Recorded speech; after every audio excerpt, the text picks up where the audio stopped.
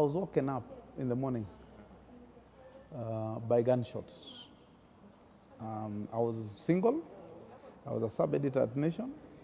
I had come back home late. So at about 4 a.m., we heard gunshots. And my girlfriend, who is now my wife, had come home. So she's the one who asked me what's going on.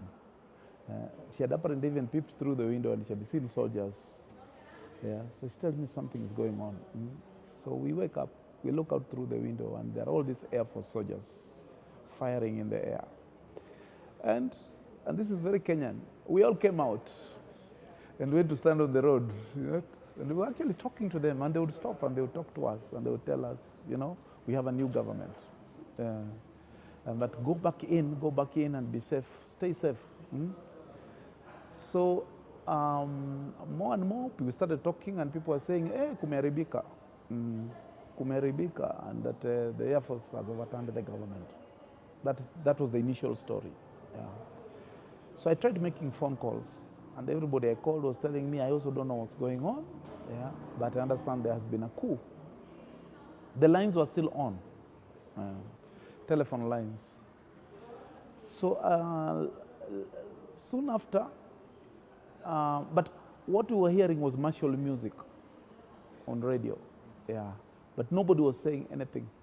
But people said they had heard somebody speak at 6, and he said he was the chairman of some military council, Then soon after, we had now a familiar voice, Leonard Mambo, There was this one I had myself, there was an announcement, clearly telling polisi wakae kama raia, polisi wote wakae kama raia, wananchi muwe watulivu, kuna serikali mpya, and whatever. Because the first one, those who had heard it sounded like a statement from university lecturers. It was very heavy language, bombastic language.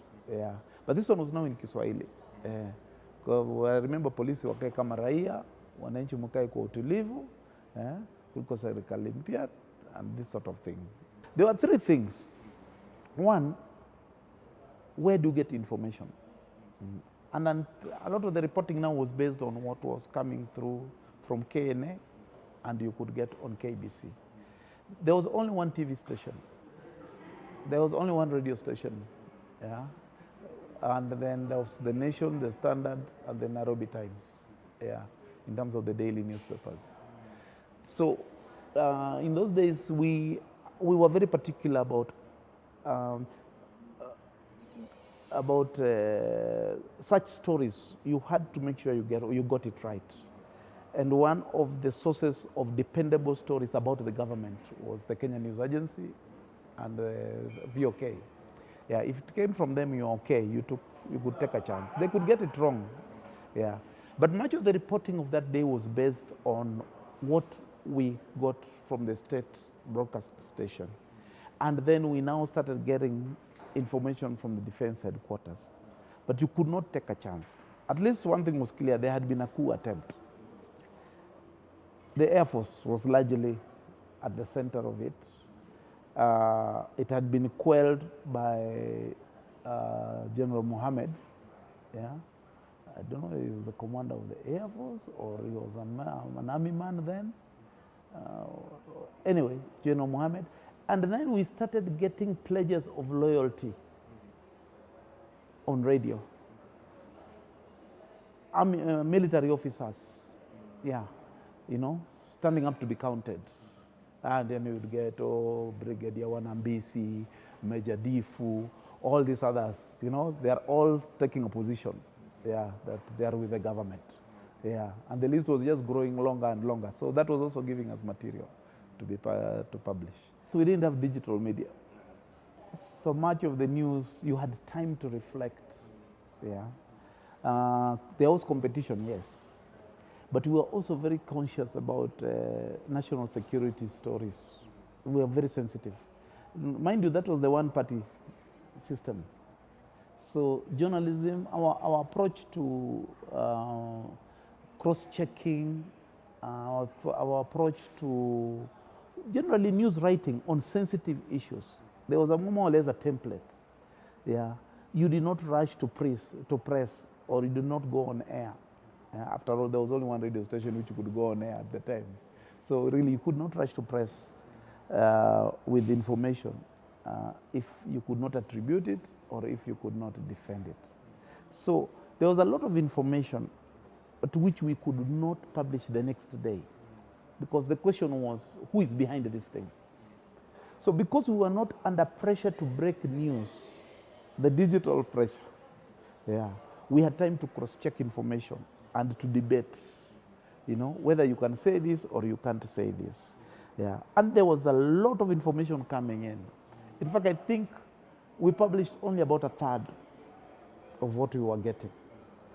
And largely because of the fear that if you are challenged to prove what you had said, and it's a national security story, yeah, you would have no leg to stand on.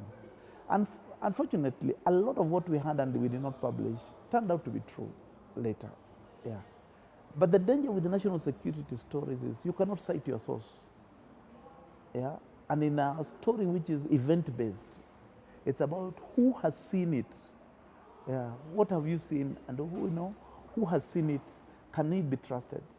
Now, as you know, with the use of anonymous sources, yeah, it's either the source it's one you can die with. Because if you go to court, you cannot reveal who the source is, and especially if it's a military officer. Yeah. It's either the source is someone you can die with, or the source is willing to be quoted. And that was at the heart of the restrained coverage of the time. Yeah. In fact, I would say the foreign media found it easier to run with a lot of this. So what we would do is we would wait for a lot of that account to appear in the BBC and the New York Times and the rest. Yeah. Then we would pick it up on the wires and quote them.